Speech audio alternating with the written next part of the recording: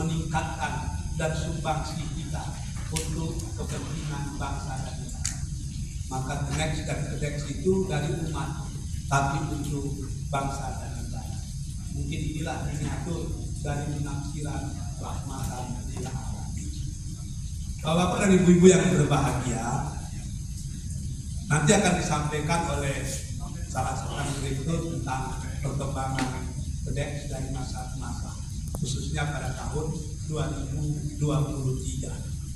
Akan tetapi mungkin yang perlu saya sampaikan bahwa fokus utama kerja kita seperti yang diinstruksikan oleh Kenex adalah ada satu poin. Yang pertama itu pengembangan produk industri halal. Yang kedua, pengembangan industri keuangan syariah. Yang ketiga, pengembangan dana sosial syariah. Dan yang keempat, pengembangan dan perluasan kegiatan usaha. Yang keempat itu nanti dijabarkan dalam 16 poin yang nanti akan kita bagikanlah kepada para peserta, karena terlalu banyak waktu untuk dibicarakan satu persatu. Nanti yang 16 itu akan kita rincikan lagi kepada instansi mana saja kita berkolaborasi. Sebab tanpa kolaborasi kita tidak bisa berbuat apa-apa. Ini pantun yang paling sering dikumandangkan oleh Adinda Sahrial Abdi. Ikan sepat, ikan tenggiri, enak dimakan dengan terasi. Tidak ada yang hebat berdiri sendiri, mari kita berkolaborasi.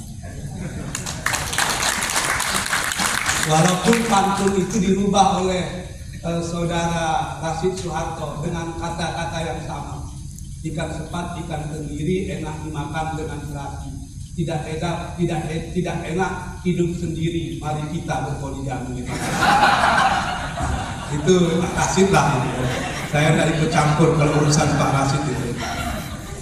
Alhamdulillah, selama tahun 2023 ini Riau banyak sekali mengukir sejarah dalam belantika ekonomi dan keuangan syariah. Khususnya kepala daerah kita berturut-turut menjadi kepala daerah yang sangat peduli tentang zakat. Basnas kita menjadi Basnas yang terbaik di Indonesia dan 2 kali berturut-turut. Dan itu ketuanya adalah Adinda Mas Riyadi Hasan. Maka saya setuju itu, makin panjang jenggot orang makin cerdas dia. Kemudian badan wakaf kita itu menjadi badan wakaf, salah satu badan wakaf yang terbaik di Indonesia. Walaupun pernah terpuruk tapi bisa naik luar biasa. Dulu nomor 33. Sekarang nomor 2 luar biasa itu. Dan yang membuat kita bangga, BRK Syariah kita juga menjadi salah satu BRK yang terbaik di Indonesia. Oleh karena itu Pak Gubernur jangan kita hati lagi lah, sakit kepala kita dibuatnya nanti. Jadi kita udah di atas, kalau nanti jatuh ke bawah agak susah bangkit kembali. Hal ini bisa dibuktikan bahwasanya Riau dalam anugerah Adinata Syariah itu menjadi pemenang kedua sebetulnya.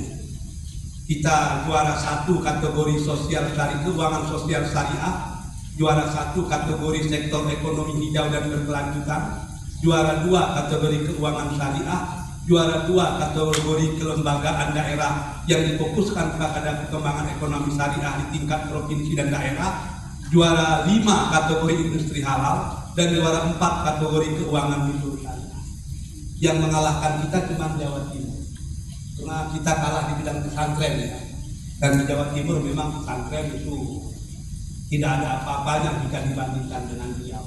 Nilai kita sama dengan Sumatera Barat, sama-sama menang 2 medali emas. Dan keuntungan kita sampai hari ini Sumatera Barat BPD-nya belum lagi syariah. Saya pernah ketemu dengan Pak Anwar Abbas, orang Muhammadiyah yang konsen dalam bidang ekonomi syariah, yang juga orang Minang. Dia cerita dengan saya, yang paling susah itu menyadarkan pentingnya perbankan syariah justru di kampung halaman saya.